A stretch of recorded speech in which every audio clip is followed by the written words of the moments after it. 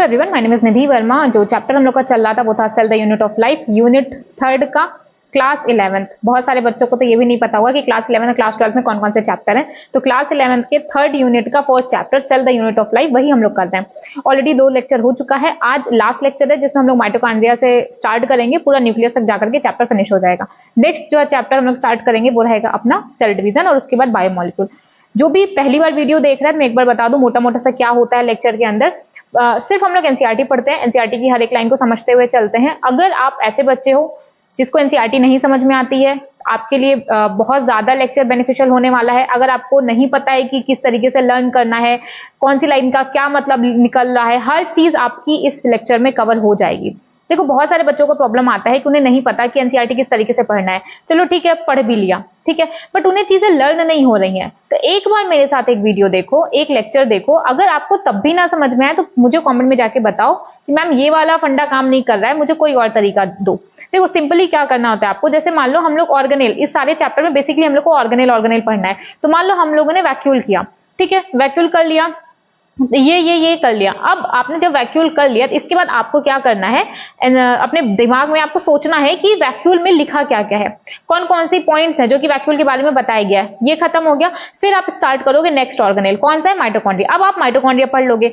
जब आप प्लास्टिड पे जाओगे ना, तब आपको प्लास्टिड नहीं स्टार्ट करना, तब आपको वैक्यूल रिवाइज करना है विद माइटोकॉन्ड्रिया। ये करोगे ना, 3-4 चैप्टर में करोगे। देखो 3-4 चैप्टर में करना पड़ेगा। कोई भी चीज अगर आप पहली बार कर रहे हो ना, आपको एनसीईआरटी नहीं समझ में आती, नहीं पता किस तरीके से याद करना है, ठीक है। अगर आपको चाहिए कि वो चीज आपको समझ में आए, आपको टाइम देना पड़ेगा। एक बात को हमेशा से एक्सेप्ट करना सीखो कि कोई चीज अगर नहीं आ रही है, ठीक है, किसी चीज में महारत हासिल करना है तो आपको वक्त देना पड़ेगा। और अगर वक्त दोगे तो उस चीज में आप बहुत अच्छा कर सकते हो, ठीक है। तो आपको वक्त देना पड़ेगा, कुछ नहीं होने वाला बिना वक्त दिए, सिंपल सी चीज है। तो चलो स्टार्ट करते हैं। माइटोकॉन्ड्रिया से हम लोग को करना है, 1 मिनट देना मुझे। एनसीईआरटी लेकर के बैठना तो ही समझ में आएगा, साथ साथ हाईलाइट करते हुए चलना। कोई प्रवचन नहीं चल रहा है। जब से मैंने एनसीईआरटी पढ़ाना स्टार्ट किया है, ये लाइन मेरी फेवरेट हो गई है कि कोई प्रवचन नहीं चल रहा है, ठीक है। तो एनसीईआरटी लेकर के बैठो, साथ साथ पढ़ते हुए चलो। और जब भी कोई भी लेक्चर लगाओ, उसके पहले लेक्चर लगाने के तुरंत बाद आपको क्या करना है, एक बार खुद से पढ़ने का ट्राई करो, ठीक है। देखो यहाँ पे बैठे बैठे आपको 2 से 3 बार रिवीजन होने वाला है, उस चीज की गारंटी तो मेरी है। और ये कोई पर्पसली नहीं है कि नहीं मैंने सोचा है कि मुझे 2-3 बार रिवाइज करना, नहीं, वो मेरा खुद का एनसीईआरटी पढ़ने का तरीका है। जो मैंने आपको बताया, आप इस तरीके से एनसीईआरटी करो, एक पैरा पढ़ो, फिर नेक्स्ट पैरा जाओ, फिर दोनों को रिवाइज करो, फिर 3rd पैरा पे जाओ, फिर दोनों को रिवाइज करो। ये मेरा खुद का तरीका है। तो मुझे इसके लिए कुछ सोचने की जरूरत नहीं कि नहीं मैं क्लास लूंगी, उसमें 2-3 बार मुझे रिवीजन कराना है, नहीं, ऐसा मुझे कुछ सोचना नहीं होता। सेम आपको भी करना है, सेम अप्रोच आप रखो तो ही आपको एनसीईआरटी समझ में आएगी, तो ही आपके दिमाग में कुछ जाने वाला है, ठीक है। चलो, तो क्या है माइटोकॉन्ड्रिया। इसके पहले हम लोगों ने क्या क्या पढ़ा था। देखो हम लोगों ने प्रोकैरियोटिक पढ़ लिया था, जितना भी दिया था, यूकैरियोटिक पढ़ लिया, सेल मेम्ब्रेन पढ़ लिया था, सेल वॉल पढ़ लिया था, उसके बाद इंडो मेम्ब्रेन सिस्टम पढ़ लिया था, ठीक। इंडो मेम्ब्रेन सिस्टम में हम लोगों ने ये देखा था कि इंडो मेम्ब्रेन सिस्टम में वो सारे ऑर्गेनेल्स थे जिनके फंक्शंस आपस में कोऑर्डिनेटेड थे, ठीक है, जिनके फंक्शंस आपस में कोऑर्डिनेटेड थे। उसके अलावा जितने भी ऑर्गेनेल्स बचते हैं उनको इंडो मेम्ब्रेन सिस्टम में नहीं कंसीडर किया जाता। इंडो मेम्ब्रेन सिस्टम में टोटल 4 ऑर्गेनेल्स थे। अगर पूछा जाए कौन कौन सा, एक था आपको endoplasmic reticulum, Golgi body. Golgi body को प्लांट्स में क्या बोलते हैं, प्लांट्स में गोल्जी बॉडी को बोल दिया जाता है डिक्टियोसोम, ठीक है। और एक क्या था, लाइसोसोम, एक था आपका वैक्यूल। यही 4 ऑर्गेनेल्स थे जिसको रखा गया था इंडो मेम्ब्रेन सिस्टम में। इसके अलावा कोई सा भी ऑर्गेनेल पूछ ले, माइटोकॉन्ड्रिया पार्ट है इंडो मेम्ब्रेन सिस्टम का, आंसर इज नो। क्लोरोप्लास्ट है, नहीं, कुछ भी, कोई भी ऑर्गेनेल इंडो मेम्ब्रेन सिस्टम का पार्ट नहीं होता एक्सेप्ट दीस 4। कौन कौन सा, ER, Golgi body, vacuole and lysosome, ठीक है। इतना सा समझ में आ गया। और इंडो मेम्ब्रेन सिस्टम में किसको रखा गया, जिनके फंक्शंस आपस में कोऑर्डिनेटेड थे। अब बात की जाएगी माइटोकॉन्ड्रिया की। अब हम लोग एक एक करके बाकी के ऑर्गेनेल्स पढ़ेंगे। माइटोकॉन्ड्रिया क्या है, फ्लैजेला क्या है, न्यूक्लियस, सीलिया, सेंट्रोसोम, ये सब हम लोग एक एक करके अब करेंगे। तो पहली ही लाइन में क्या लिखा गया है कि जो माइटोकॉन्ड्रिया होता है, बहुत ज्यादा मोटा हो गया, जो माइटोकॉन्ड्रिया होता है इसकी साइज बहुत ज्यादा छोटी होती है। इन्हें माइक्रोस्कोप में बिना स्टेनिंग के देखना पॉसिबल नहीं है। तो जब भी आपको माइटोकॉन्ड्रिया को देखना होगा, माइटोकॉन्ड्रिया का स्ट्रक्चर समझना होगा, तो पहले आपको स्टेन करना पड़ेगा। मतलब एक तो हम लोग कोई भी छोटी चीज देखते हैं इलेक्ट्रॉन माइक्रोस्कोप के अंदर, करेक्ट, बट माइटोकॉन्ड्रिया उसके अंदर भी नहीं दिख रहा है, आपको स्टेन करना पड़ेगा, किसी डाई से आपको स्टेन करना पड़ेगा, उसके बाद जाकर के आपको माइटोकॉन्ड्रिया दिखता है। तो लिखा गया है mitochondria unless specifically stained are not easily visible under the microscope. जब तक कि आप उसको स्टेन नहीं करोगे आप उसको इजीली देख नहीं पाओगे माइक्रोस्कोप के अंदर भी। The number of mitochondria per cell is variable depending on the physiological activity of the cell. हम लोगों ने क्या देखा है, हमेशा से एक चीज सुनते चले आए, power house of the cell, power house of the cell, कौन है माइटोकॉन्ड्रिया है, कौन है माइटोकॉन्ड्रिया। ये एक चीज तो हमेशा से याद है। दो चीज, एक तो सेल बेसिक यूनिट होती है, स्ट्रक्चर एंड फंक्शनल यूनिट होती है। मेरे साथ बेटा दो लाइन बहुत हमेशा से याद थी कि cell is the structure and functional unit of living organism. दूसरा क्या था कि mitochondria power house of the cell होता है। करेक्ट, ये दो लाइन थी। तो पावर हाउस क्यों बोला जा रहा है, वहां पे एनर्जी बन रही है, एटीपी बन रहा है। करेक्ट। अब मान लो कोई सेल है उसकी फिजियोलॉजिकल एक्टिविटी ज्यादा है, तो क्या वहां पे एक ही माइटोकॉन्ड्रिया होगा? नहीं। अगर कोई सेल है उसको फिजियोलॉजिकल एक्टिविटी उसको ज्यादा करनी है तो वहां पे माइटोकॉन्ड्रिया के नंबर ज्यादा होंगे। अगर कहीं पे कम एनर्जी की जरूरत है तो वहां पे माइटोकॉन्ड्रिया का नंबर कम होगा। अब माइटोकॉन्ड्रिया का नंबर बढ़ कैसे रहा है, तो क्या होता है, मान लो एक माइटोकॉन्ड्रिया है, इसमें बाइनरी फिजन होता है तो वहां से आपके दो माइटोकॉन्ड्रिया बन जाते हैं, मतलब बाइनरी फिजन से आपके माइटोकॉन्ड्रिया अपना नंबर बढ़ा रहे हैं। इतना समझ में आ गया? तो जिस हिसाब से सेल की फिजियोलॉजिकल एक्टिविटी होगी उस हिसाब से माइटोकॉन्ड्रिया का नंबर होगा।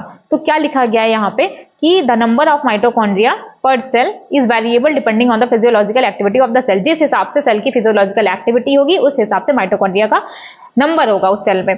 In terms of the shape and size also, इनमें बहुत ज्यादा डिफरेंशिएशन आपको वेरिएबिलिटी देखने को मिलेगी। मुझे पर्टिकुलर वर्ड नहीं याद आ रहा था, एक वेरिएबिलिटी देखने को मिलेगी, मतलब जो माइटोकॉन्ड्रिया का शेप और साइज होगा आपको अलग अलग देखने को मिलेगा। शेप की बात की जाए तो सॉसेज शेप होता है, जैसे कि आप लोग हॉट डॉग खाते हो वैसा ही एक सॉसेज खाने की चीज आती है। तो सॉसेज शेप हो सकता है, सिलेंड्रिकल हो सकता है। क्या माइटोकॉन्ड्रिया डायमीटर क्या है 0.2 to 1 माइक्रोमीटर। एवरेज की बात की जाए तो 0.5 माइक्रोमीटर। लेंथ कितनी दी गई है 1 to 4.1 माइक्रोमीटर। इसको याद कर लेना, may be match the following में पूछा जा सकता है। नेक्स्ट लिखा गया कि हर एक माइटोकॉन्ड्रिया कैसी होती है, डबल मेम्ब्रेन बाउंड स्ट्रक्चर होता है। तो अभी तक हम लोगों ने क्या क्या देखा, हम लोगों ने ये देखा कि माइटोकॉन्ड्रिया की साइज बहुत छोटी होती है, बिना स्टेन के देखना पॉसिबल नहीं है। जिस हिसाब से सेल की फिजियोलॉजिकल एक्टिविटी होगी उस हिसाब से माइटोकॉन्ड्रिया का नंबर होगा, मतलब ज्यादा भी हो सकता है कम भी हो सकता है। अगर शेप की बात की जाए तो शेप और साइज में बहुत ज्यादा वेरिएशन देखने को मिलेगा। शेप सॉसेज शेप हो सकता है, सिलेंड्रिकल हो सकता है। और अगर साइज की बात की जाए तो साइज डायमीटर 0.2 to 1 माइक्रोमीटर होता है और एवरेज कितना होगा, एवरेज होता है 0.5 माइक्रोमीटर। लेंथ होती है 1 to 4.1 माइक्रोमीटर। और हर एक mitochondria double membrane bound structure होता है। देखो एक मेम्ब्रेन आपको ये बाहर वाली दिख रही होगी, एक देखो एक मेम्ब्रेन ये दिख रही है, करेक्ट, एक मेम्ब्रेन ये दिख रही है, ये जो अंदर की तरफ इनफोल्डिंग बनाई है ना दो, तो बाहर वाली होती है आउटर मेम्ब्रेन और बाहर वाली कौन सी है, आउटर मेम्ब्रेन। अंदर वाली कौन सी है, इनर मेम्ब्रेन। इतना समझ में आ गया? देख लो एक बार समझ लो माइटोकॉन्ड्रिया कैसा, जैसे ये बाहर है ना, ये बाहर की लेयर है, जो अंदर की मेम्ब्रेन होती है वो इनफोल्डिंग बनाती है, ठीक है, उसको क्रिस्टी बोला जाता है। क्या बोला जा रहा है, क्रिस्टी। ये क्या है, ये है आउटर मेम्ब्रेन, ये क्या है, इनर मेम्ब्रेन। क्या है, इनर मेम्ब्रेन, ठीक है। इसके बाद माइटोकॉन्ड्रिया में अपना एक डीएनए प्रेजेंट होता है, कैसा, सिंगल सर्कुलर, ठीक है, सिंगल सर्कुलर। प्लस इसमें 70S टाइप का राइबोसोम भी होगा। कैसा, 70S टाइप का राइबोसोम होगा। बाकी अंदर तो मैट्रिक्स प्रेजेंट है। अब इन दोनों जो दोनों मेम्ब्रेन्स है ना, इन दोनों मेम्ब्रेन्स पे एंजाइम्स भी प्रेजेंट होते हैं। दोनों मेम्ब्रेन पे एंजाइम प्रेजेंट होंगे, चाहे आउटर मेम्ब्रेन हो या इनर मेम्ब्रेन हो, दोनों मेम्ब्रेन पे एंजाइम प्रेजेंट होंगे। इसके बाद एक और बात होती है कि जो आउटर मेम्ब्रेन होती है, आउटर मेम्ब्रेन मोर परमिएबल होती है, आउटर मेम्ब्रेन ज्यादा परमिएबल होती है। और सेम आप पढ़ोगे क्लोरोप्लास्ट में भी, इसलिए यहाँ पे बताना है। यहाँ पे नहीं लिखा है, क्लोरोप्लास्ट में लिखा है कि आउटर मेम्ब्रेन मोर परमिएबल होती है। क्यों परमिएबल ज्यादा होती है, क्योंकि आउटर मेम्ब्रेन पे पोरिन्स प्रेजेंट होते हैं, ठीक है, आउटर मेम्ब्रेन पे पोरिन्स प्रेजेंट होते हैं। इनर मेम्ब्रेन पे भी होते हैं बट इनर मेम्ब्रेन पे नंबर्स में कम होते हैं, तो आउटर मेम्ब्रेन इसलिए मोर परमिएबल होती है। तो हम लोगों ने अभी तक क्या क्या देखा, माइटोकॉन्ड्रिया डबल मेम्ब्रेन स्ट्रक्चर है, बाहर आउटर मेम्ब्रेन है, अंदर जो इनफोल्डिंग बना रहा है वही इनर मेम्ब्रेन। इनफोल्डिंग को बोला गया क्रिस्टी और जो अंदर का सब्सटेंस है उसको मैट्रिक्स बोलते हैं। इसके बाद माइटोकॉन्ड्रिया के पास अपना सिंगल सर्कुलर डीएनए प्रेजेंट होता है, प्लस इसके साथ साथ 70S टाइप का राइबोसोम होता है। आउटर मेम्ब्रेन मोर परमिएबल होती है इन कंपैरिजन इनर मेम्ब्रेन, और दोनों मेम्ब्रेन पे एंजाइम्स प्रेजेंट होते हैं और दोनों एंजाइम्स अलग अलग हैं। इतना समझ में आ गया? तो देखो हम लोगों ने क्या देखा कि जो माइटोकॉन्ड्रिया थी वो डबल मेम्ब्रेन बाउंड स्ट्रक्चर है, डबल मेम्ब्रेन बाउंड स्ट्रक्चर है, correct. Outer membrane and the inner membrane, ठीक है। इसके ल्यूमेन को दो एक्वस कंपार्टमेंट में डिवाइड कर रहे हैं, the outer compartment and the inner compartment. अब जो अंदर का कंपार्टमेंट है उसमें होमोजेनियस मैट्रिक्स प्रेजेंट होता है, सब्सटेंस होता है जिसको मैट्रिक्स कह रहे हैं। आउटर मेम्ब्रेन फॉर्म क्या करता है, कंटिन्यूअस लिमिटिंग बाउंड्री बना देता है ऑर्गेनेल की, मतलब आउटर मेम्ब्रेन तो लिमिटिंग बाउंड्री बना दिया ना। इनर मेम्ब्रेन फॉर्म से number of infolding called cristae. जो अंदर की मेम्ब्रेन होती है वो इस तरीके की इनफोल्डिंग बनाती है, इस तरीके की इनफोल्डिंग बनाती है जिसको क्रिस्टी बोलते हैं, ठीक है, टुवर्ड्स द मैट्रिक्स, मैट्रिक्स की तरफ। The cristae increases the surface area, cristae surface area increase कर देता है। जो दोनों मेम्ब्रेन है उनके पास अपने स्पेसिफिक एंजाइम्स होते हैं, ये लाइन इंपॉर्टेंट है। The two membrane have their own specific enzyme associated with the mitochondrial function, दोनों एंजाइम्स के पास अपने अलग अलग एंजाइम्स प्रेजेंट होते हैं। नेक्स्ट लाइन लिखी गई है, mitochondria are site of aerobic respiration, mitochondria पे एरोबिक रेस्पिरेशन होता है, सेलुलर एनर्जी प्रोड्यूस करते हैं in the form of ATP, ATP बनवा रहे हैं। इसके अलावा इसलिए इसको power house of the cell बोला जाता है। मैट्रिक्स के पास क्या क्या होता है, मैट्रिक्स के पास एक तो आपका सिंगल सर्कुलर डीएनए होता है, याद रखिएगा सिंगल स्टैंडर्ड नहीं होता डबल स्टैंडर्ड ही है, यहीं पे बच्चा कंफ्यूज होता है, बट एक सिंगल डीएनए प्रेजेंट है, ठीक, सिंगल सर्कुलर डीएनए मॉलिक्यूल होता है। कुछ आरएनए भी प्रेजेंट होंगे। आरएनए कौन सा, 70s टाइप का राइबोसोम। एक बार बताओ, हम लोगों ने कितने टाइप के राइबोसोम पढ़े हैं, 70s 80s, करेक्ट। हम लोगों ने क्या पढ़ा है, 70s टाइप का राइबोसोम प्रोकैरियोट में होगा, 80s टाइप का राइबोसोम आपका यूकैरियोट में होगा, बट ये गलत है। 70s टाइप का तो प्रोकैरियोट में होता है, बट यूकैरियोट में 70s 80s दोनों हो सकता है। जो 70s टाइप का राइबोसोम देखोगे वो आपको माइटोकॉन्ड्रिया में भी देखने को मिलेगा और क्लोरोप्लास्ट में भी देखने को मिलेगा। तो यहाँ पे क्या लिखा है, यहाँ पे 70s टाइप का राइबोसोम होता है। कैसा राइबोसोम है, 70s टाइप का राइबोसोम है। और क्या है, डीएनए है, और क्या है, आरएनए है। तो देखो डीएनए भी आपको दिख रहा है, आरएनए भी दिख रहा है, ठीक है, राइबोसोम भी दिख रहा है। तो जब सब है तो यहाँ पे राइबोसोम है, तो राइबोसोम क्या करता है, राइबोसोम ही तो प्रोटीन सिंथेसिस करवाता है। तो मतलब यहाँ पे प्रोटीन बनाने की मशीनरी प्रेजेंट है, ठीक है। जो माइटोकॉन्ड्रिया होता है उसमें प्रोटीन बनाने की मशीनरी तो प्रेजेंट है, डीएनए प्रेजेंट है, आरएनए प्रेजेंट है, राइबोसोम प्रेजेंट है, करेक्ट, मशीनरी प्रेजेंट है। क्या माइटोकॉन्ड्रिया जितनी उसको जरूरत है सारे प्रोटीन्स बना लेता है, नहीं, क्योंकि डीएनए जो इसके पास प्रेजेंट है, सर्कुलर डीएनए, वो तो सिंगल ही है ना, तो प्रोटीन मशीनरी प्रेजेंट है, बट जितनी जरूरत होती है उतना प्रोटीन नहीं बना पाता, इसलिए माइटोकॉन्ड्रिया को सेमी ऑटोनॉमस ऑर्गेनेल भी बोलते हैं। कैसा, सेमी ऑटोनॉमस ऑर्गेनेल भी बोलते हैं। किसको बोलते हैं, माइटोकॉन्ड्रिया, क्लोरोप्लास्ट, दोनों को बोलेंगे, क्योंकि दोनों के पास मशीनरी प्रेजेंट है, प्रोटीन बनाने की मशीनरी दोनों के पास प्रेजेंट है, चाहे आपका माइटोकॉन्ड्रिया हो चाहे क्लोरोप्लास्ट हो, बट जितनी जरूरत होती है उतना प्रोटीन नहीं बना पाता। क्या करता है, साइटोप्लाज्म से लेता है, इसलिए उसको सेमी ऑटोनॉमस ऑर्गेनेल बोलते हैं। अगर पूरा प्रोटीन बना लेता तो बोलते सिर्फ ऑटोनॉमस ऑर्गेनेल बोलते, बट नहीं बना पा रहा है इसलिए उसको सेमी ऑटोनॉमस ऑर्गेनेल बोलते हैं।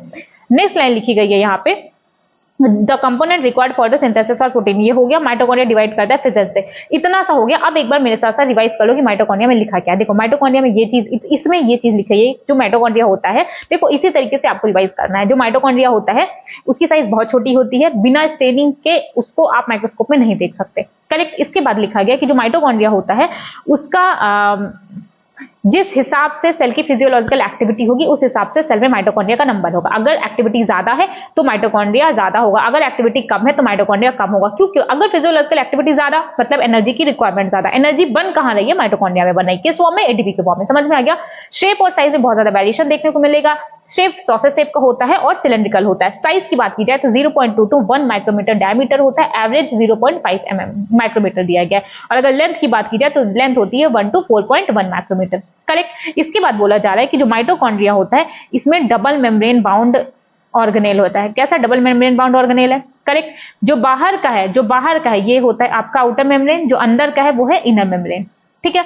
आउटर मेम्ब्रेन बाहर का, अंदर का इनर मेम्ब्रेन, इसके बीच में, ठीक है। अब इनर मेम्ब्रेन के अंदर होमोजेनस सब्सटेंस प्रेजेंट होता है, जिसको क्या बोला जाता है, जिसको बोला जाता है मैट्रिक्स, मैट्रिक्स बोला जा रहा है।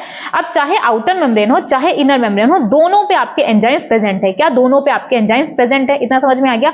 कौन सी मेम्ब्रेन ज्यादा परमिएबल, आउटर और इनर। आउटर मेम्ब्रेन पे पोरिन ज्यादा प्रेजेंट होते हैं, इसलिए आउटर मेम्ब्रेन मोर परमिएबल होती है in comparison inner membrane. Divide कैसे करेगा mitochondria, with the help of fission, fission की वजह से आपका माइटोकॉन्ड्रिया डिवाइड करते हैं। माइटोकॉन्ड्रिया के पास अपना खुद का सिंगल सर्कुलर डीएनए होता है। कैसा, सिंगल सर्कुलर डीएनए है। क्या डीएनए सिंगल स्टैंडर्ड है, नो, डीएनए डबल स्टैंडर्ड ही होता है, बट सिंगल प्रेजेंट है। कैसा, सिंगल सर्कुलर डीएनए प्रेजेंट है। उसके अलावा आरएनए होता है, उसके अलावा राइबोसोम प्रेजेंट है, ठीक है। मतलब प्रोटीन बनाने की मशीनरी तो प्रेजेंट है, बट पूरी जितनी रिक्वायरमेंट है उतनी प्रोटीन नहीं बना पाता, इसलिए इसे सेमी ऑटोनोमस ऑर्गेनेल बोला जाता है। इसके अलावा क्या लिखा गया है कि एरोबिक रेस्पिरेशन का साइट होता है, दोनों मेम्ब्रेन पे एंजाइम प्रेजेंट होते हैं, एटीपी का फॉर्मेशन करता है, power house of the cell बोला जाता है। बस इतना सा लिखा गया है माइटोकॉन्ड्रिया में, ठीक है, इतना सा लिखा गया। बिना स्टेनिंग के देखना पॉसिबल नहीं है। जिस हिसाब से सेल की फिजियोलॉजिकल एक्टिविटी होगी उस हिसाब से सेल में माइटोकॉन्ड्रिया का नंबर होगा, करेक्ट। सॉसेज शेप का है, सिलेंड्रिकल है। साइज डायमीटर क्या है, 0.2 to 1 micrometre, average 0.5 micrometre, length क्या है 1 to 4.1 माइक्रोमीटर, करेक्ट। इसके बाद माइटोकॉन्ड्रिया कैसा होता है, डबल मेम्ब्रेन बाउंड स्ट्रक्चर होता है, बाहर आउटर, अंदर का इनर। इनर है, इनर अंदर की तरफ इनफोल्डिंग बना रहा है। इनफोल्डिंग को क्या बोला, क्रिस्टी। इनफोल्डिंग, जो इनर मेम्ब्रेन के अंदर होमोजेनियस सब्सटेंस प्रेजेंट होता है, जिसको क्या बोला गया, मैट्रिक्स। आउटर मेम्ब्रेन या इनर मेम्ब्रेन, दोनों पे अपने स्पेसिफिक एंजाइम्स प्रेजेंट होते हैं, दोनों के एंजाइम्स अलग अलग हैं और दोनों पे एंजाइम्स प्रेजेंट है। आउटर मेम्ब्रेन मोर परमीबल, क्यों? क्योंकि वहां पे पोरे ज्यादा प्रेजेंट है। इसके अलावा जो मैट्रिक्स है, मैट्रिक्स में सिंगल सर्कुलर डीएनए प्रेजेंट है। कैसा सिंगल सर्कुलर डीएनए प्रेजेंट है? 70s टाइप का राइबोसोम प्रेजेंट है और आरएनए तो होता ही है। तो प्रोटीन बनाने की मशीनरी प्रेजेंट होती है माइटोकॉन्ड्रिया के पास। और डिवीजन कैसे हो रहा है? With the help of fission. Fission की हेल्प से माइटोकॉन्ड्रिया डिवाइड करती है। इतना सा बात था, 3 बार हम लोग रिवाइज कर चुके हैं। अगर आपने 2 बार भी बोला होगा ना, तो भी आपको कुछ तो आपके दिमाग में डेफिनेटली गया होगा। नेक्स्ट आता है प्लास्टिड। ठीक है, नेक्स्ट क्या है? प्लास्टिड। अब प्लास्टिड क्या है? देखो, प्लास्टिड आपके सारे प्लांट्स में प्रेजेंट होता है। और यूग्लिनॉइड्स, याद है भैया, यूग्लिनॉइड्स कहां पढ़ा था? यूग्लिनॉइड्स कहां पढ़ा था? यूग्लिनॉइड पढ़ा था हम लोगों ने प्रोटेस्ट में पढ़ा था, बायोलॉजी क्लासिफिकेशन में। तो प्लास्टिड कहां कहां प्रेजेंट होगा? प्लास्टिड आपका प्लांट में प्रेजेंट होता है, प्लास्टिड आपका यूग्लिनॉइड्स में भी प्रेजेंट होता है। कैसे है? इनकी साइज बहुत बड़ी होती है, बहुत इजिली माइक्रोस्कोप में देखे जा सकते हैं। ठीक है, मतलब माइटोकॉन्ड्रिया के जैसे इनका चोचला नहीं है कि बिना स्टेनिंग के हम दिखाई नहीं देंगे। इनकी साइज बहुत बड़ी है, तो बिना स्टेनिंग के भी अच्छे खासे आपको दिखाई देते हैं, क्योंकि साइज बहुत ज्यादा लार्ज है। They bear some specific pigment, इनके पास इनके खुद के पिगमेंट्स प्रेजेंट होते हैं, thus imparting specific colour to the plant. जैसे पिगमेंट होंगे वैसा कलर प्लांट को प्रोवाइड करेंगे। Based on the type of pigment, plastic को 3 पार्ट में डिवाइड किया गया, chloroplast, chromoplast, leucoplast. Chloro chromo leuco, chloro chromo leuco. देखो, क्लोरो क्रोमो एक जैसा, करेक्ट। ल्यूको डिफरेंट आ रहा है, ठीक, डिफरेंट है। तो ल्यूको क्या है? ल्यूको कलर प्रोवाइड ही नहीं करता। ल्यूकोप्लास्ट कलर प्रोवाइड ही नहीं करता। ल्यूकोप्लास्ट जो होता है उसमें पिगमेंट एब्सेंट होता है। कहां लिखा गया है? कहां लिखा गया? कहां चला गया भाई? देखो, the leucoplast are the colourless plastid. Leucoplast colourless plastid होता है। तो कौन कौन देगा? एक तो क्रोमोप्लास्ट में पिगमेंट होगा, एक क्रोमोप्लास्ट में। ठीक है, आप देखो, द क्लोरोप्लास्ट में क्या क्या होगा? क्लोरोफिल और कैरोटीनॉइड। एक बात ध्यान रखना, जब भी क्लोरोप्लास्ट का नाम आ जाए, जब भी क्लोरोफिल का नाम आ जाए, तो समझ जाना वहां कैरोटीनॉइड होगा। ये हम लोग फोटोसिंथेसिस में देखेंगे कि अगर क्लोरोफिल है तो कैरोटीनॉइड होगा। तो क्या है क्लोरोप्लास्ट में? क्या क्या है? क्लोरोफिल प्रेजेंट है और क्या प्रेजेंट है? कैरोटीनॉइड पिगमेंट है। ठीक है, और ये करता क्या है? ये लाइट एनर्जी को ट्रैप करता है, जो कि फोटोसिंथेसिस के लिए इंपॉर्टेंट है। हम लोग क्लोरोप्लास्ट का बहुत बड़ा फंक्शन देखेंगे फोटोसिंथेसिस में, सिर्फ क्लोरोफिल पढ़ेंगे। इसके बाद क्रोमोप्लास्ट की बात की। क्रोमोप्लास्ट में fat soluble carotenoid pigment present होते हैं। क्या प्रेजेंट है? Fat soluble carotenoid pigment like carotene, xanthophyll. और ये क्या करते हैं? ये प्लांट के जो अदर पार्ट्स हैं, जैसे कि फ्लावर हो गया, फ्रूट हो गया, उन सबको कलर देने का काम करते हैं। कौन सा कलर? येलो, ऑरेंज या रेड कलर। तो हम लोगों ने 3 टाइप के प्लास्टिड देखे। कौन कौन सा? एक था क्लोरोप्लास्ट, एक था क्रोमोप्लास्ट, एक था ल्यूकोप्लास्ट। ल्यूकोप्लास्ट कैसा है? Colourless plastid. इसको तो सबसे पहले अलग कर दो। क्लोरोप्लास्ट कैसा? क्लोरोप्लास्ट में क्लोरोफिल और कैरोटीनॉइड होगा। क्या करता है? लाइट एनर्जी को ट्रैप करता है, जिससे फोटोसिंथेसिस में हेल्प होती है। क्रोमोप्लास्ट कैसा? क्रोमोप्लास्ट में फैट सॉल्युबल पिगमेंट्स प्रेजेंट होते हैं। कौन कौन सा? कैरोटीन प्रेजेंट होगा, ज़ैंथोफिल प्रेजेंट होगा, और भी कुछ पिगमेंट्स प्रेजेंट होते हैं जो कि प्लांट के पार्ट को कलर देने का काम करते हैं। जैसे कि फ्रूट को कलर दे रहे हैं, पेटल को कलर दे रहे हैं। तो कौन दे रहा है? क्रोमोप्लास्ट दे रहा है। कौन सा कलर? येलो, ऑरेंज या रेड कलर। इसके बाद आएगा ल्यूकोप्लास्ट। ल्यूकोप्लास्ट कैसा होता है? कलरलेस प्लास्टिड होता है। अब कलरलेस है, बट मैंने क्या बोला था कि सेल में कुछ भी प्रेजेंट होगा तो कुछ ना कुछ काम तो जरूर कर रहा होगा। टिश्यू के टाइम पे मैंने ये बात बोली थी, वो लिविंग है या डेड है, बट अगर डेड भी है तो कुछ ना कुछ फंक्शन जरूर परफॉर्म कर रहा होगा। तो ल्यूकोप्लास्ट अगर आपका कलरलेस प्लास्टिड है भी, तो भी कुछ काम जरूर करता है। क्या काम करता है? ल्यूकोप्लास्ट न्यूट्रिएंट को स्टोर करता है। ठीक है, 3 टाइप के ल्यूकोप्लास्ट। कौन कौन से? एक रहेगा एमाइलोप्लास्ट, एक इलियोप्लास्ट, एक एल्यूरोप्लास्ट। एल्यूरोप्लास्ट क्या स्टोर करेगा? प्रोटीन को। एमाइलोप्लास्ट स्टोर करेगा कार्बोहाइड्रेट को, और इलियोप्लास्ट स्टोर करेगा ऑयल और फैट्स को। इतना समझ में आ गया? नहीं समझ में आया? नहीं आया होगा, मुझे समझ में आता है कि एक बार में चीजें याद नहीं होती। देखो, प्लास्टिड कहां कहां प्रेजेंट होता है? प्लास्टिड मेरे साथ साथ बोलो, प्लास्टिड कहां कहां प्रेजेंट होता है? एक तो आपकी सारी प्लांट सेल में प्लास्टिड प्रेजेंट होगा, प्लस आपका यूग्लिनॉइड में प्रेजेंट होगा। ठीक है, साइज इनकी बहुत बड़ी होती है, तो इजीली माइक्रोस्कोप में देखे जा सकते हैं। ठीक है, और प्लस इसमें क्या क्या होता है? इनके पास इनके स्पेसिफिक पिगमेंट होते हैं, जो कि जिस हिसाब से पिगमेंट होगा उस हिसाब से प्लांट को कलर प्रोवाइड करेंगे। 3 टाइप के हम लोग पिगमेंट के बेसिस पे 3 टाइप के हम लोग प्लास्टिड देखेंगे। Chloroplast, chromoplast, leucoplast. ल्यूकोप्लास्ट कैसा था? ल्यूकोप्लास्ट कलरलेस प्लास्टिड है। कलरलेस प्लास्टिड है तो कुछ तो कर रहा होगा। क्या करता है? न्यूट्रिएंट को स्टोर करता है। 3 टाइप के ल्यूकोप्लास्ट। कौन कौन से?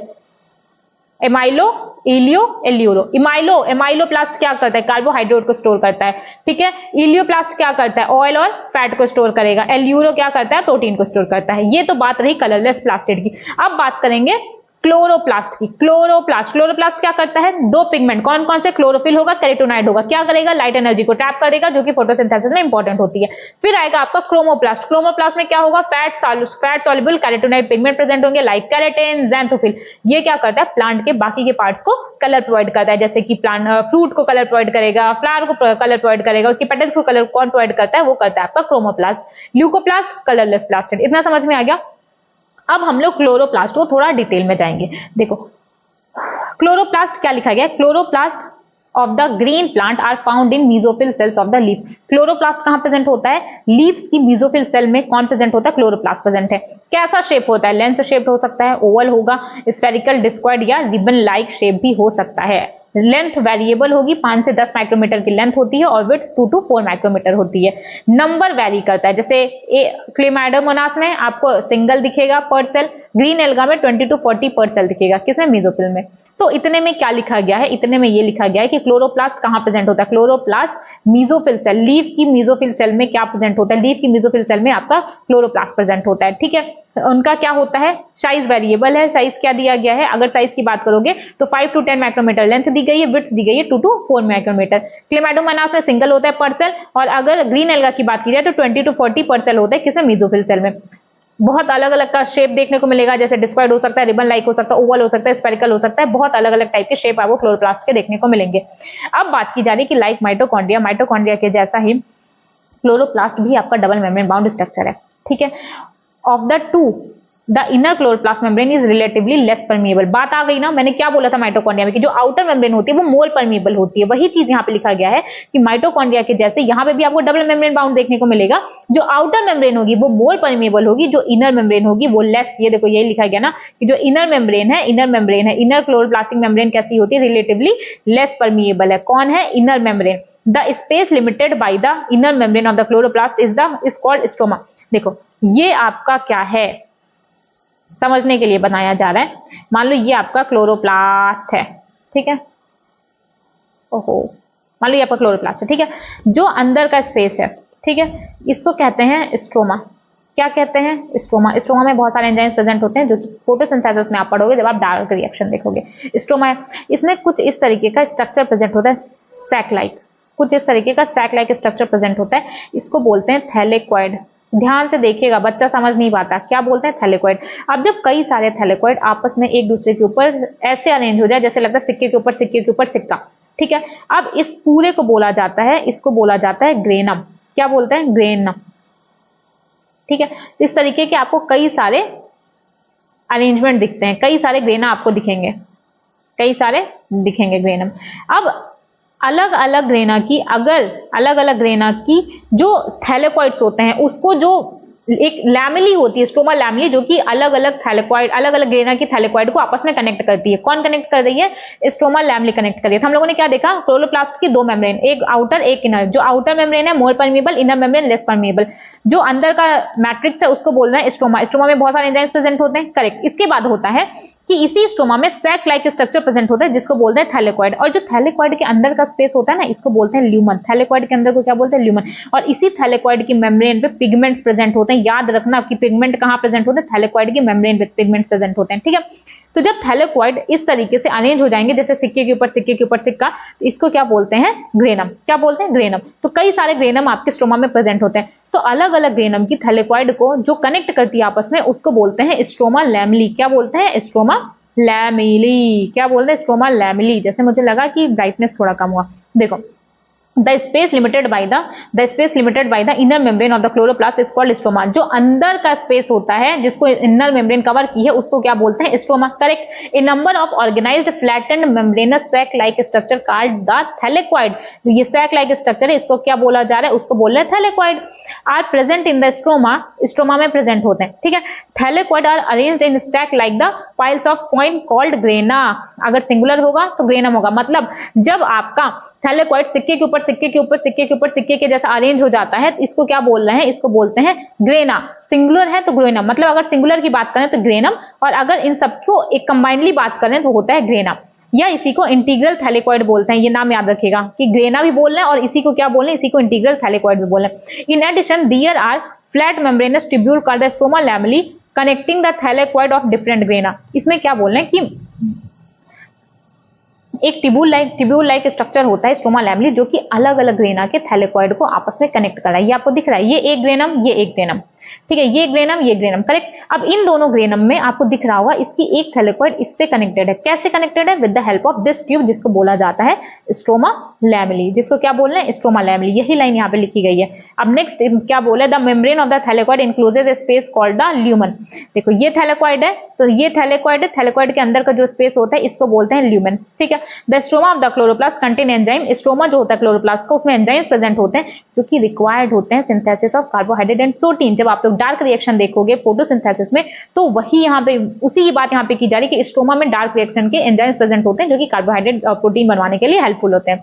इसमें और क्या प्रेजेंट होता है? इसमें डबल स्टैंडर्ड सर्कुलर डीएनए और राइबोसोम भी प्रेजेंट होता है। कैसा? वैसा ही सर्कुलर डीएनए और राइबोसोम। राइबोसोम कैसा? 70S टाइप का।